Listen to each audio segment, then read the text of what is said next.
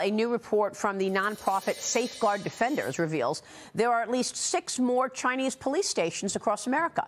This after the Justice Department arrested 2 Chinese Americans for setting up and operating a secret Chinese police station in New York City, something that I have been reporting now for months. Here's what the White House had to say about this yesterday. Watch.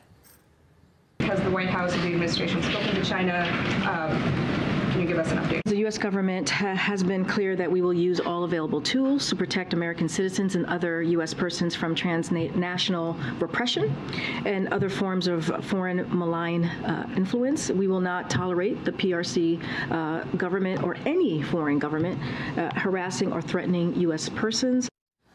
Yeah, but we just did. We allowed a spy balloon to traverse the country for a week and send back military secrets in real time to Beijing. Joining me right now is the Gatestone Institute Senior Fellow and author of The Coming Collapse of China and the Great U.S.-China Tech War. Gordon Chang is here. And Gordon, I do believe that you were among the first people to report on this program that we had a police station in New York City. You knew it. You told us about it a long time ago, and I thank you for that because you educated our audience on it. What is your take on all of this? We want to get your take on the Smithfield food situation that Lydia just reported on, that it is actually owned by a Chinese company. Should we be worried about that? And what about this police station? Well, we definitely need to be worried about Chinese investment into our agricultural sector. We have seen some very disturbing actions by Chinese parties, especially in states like Oklahoma, where there are allegations that the Chinese are using their land to base human trafficking operations, illegal drug cultivation, and of course there have been the espionage allegations regarding Chinese purchases in North Dakota and Texas. Until we get to the bottom of this, we need to do something. Remember a couple of years ago, China was sending in invasive species, seeds, into the United States unsolicited. Now, if the Chinese were to own more and more agriculture, they could very well plant those seeds and actually blight America's food production. Wow. You know, with regard to the police stations, the important thing here is that you know, why would they feel so bold to open them? Well, the answer is because a series of presidents, going at least back to George W. Bush, allowed Chinese Ministry of State Security officials and consular officials to openly violate America's sovereignty and did nothing about it. So, of course, the Chinese felt, yeah, let's open up police stations. And the thing about this, Maria, is that it shows China's utter disrespect for the United States.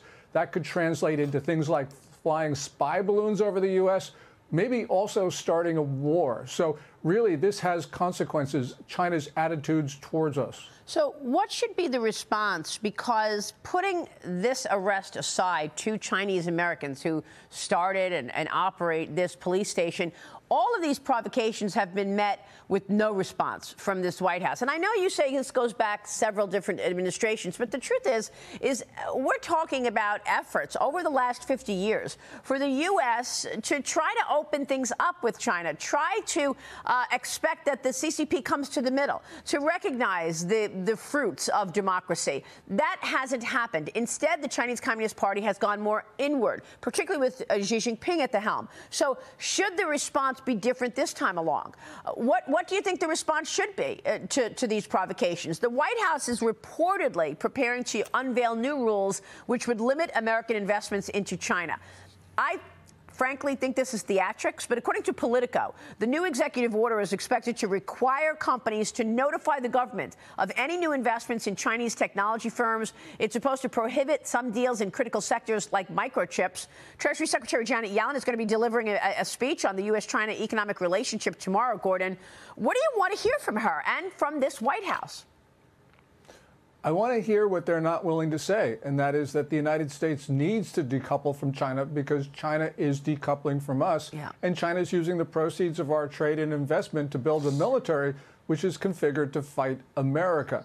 Now, these actions that you mentioned, which will come to fruition soon, you know, they're in the right direction, Maria, but they're not nearly far enough. And with regard to the police stations, we should close those other locations. We should be making arrests. We should be closing China's 4 consulates in the U.S. because they've been involved in violating our sovereignty, and we should be stripping the embassy in Washington just down to the ambassador. We do not need these elements in the U.S. not only committing acts of subversion, but some of these consulates have been engaged in acts of war. And to bring this to a personal situation, about a year and a half ago, a consular official of China in New York actually assaulted an American citizen, Jane Stein, when she was on the sidewalk beside the consulate engaging in First Amendment activities with regard to Tibet. We cannot have Chinese consular officials attacking Americans on American soil. Yeah.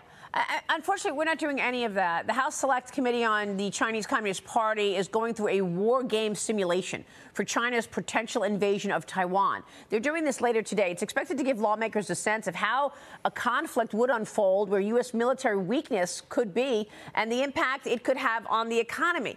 Gordon, I spoke with Michael McCaul, the chairman of the Foreign Affairs Committee, and he's just back from Taiwan. He said Taiwan is not ready, partly because they don't have the weapons that the United States promised them. They already paid for them. He was talking to me about a specific Starlink system. He's pushing the DoD to get that Starlink system into Taiwan so that they can get eyes and ears on the ground into China's backyard. Here's Michael McCaul from Sunday. Watch. You know, I talked about ISR, that's intelligence, surveillance, reconnaissance. China has eyes and ears on the ground everywhere in the Pacific region. We have some, but Taiwan has none. And we talked about the idea, like we did in Ukraine, putting up a Starlink satellite system to give Taiwan eyes and ears on the ground to see into China, to see the threat before it comes, so they can stop it from invading the island. Gordon, it had to be incredibly chilling for the House members and Michael McCaul to be there on the island, visiting, meeting with these officials, and around them are 71 fighter jets from China, an aircraft carrier, another 10 ships. I mean, what would a blockade look like? Do you worry about it? Well, we absolutely have to worry about it. You know, and Chairman McCaul is right, and he's highlighting something. The United States, for a very long time, prevented Taiwan from buying the right type of equipment to deter China. And of course, now we've slow-walked the delivery of equipment. Taiwan's paid for something like $19 billion worth of weapons, which we have not actually sent over. So, you know, now there is no sense of urgency in the Pentagon. And it's not just there as well. It's in the State Department and the Oval Office. You know, China is making fast preparations for war, and the Pentagon has decided not to notice. All right, we will leave it there.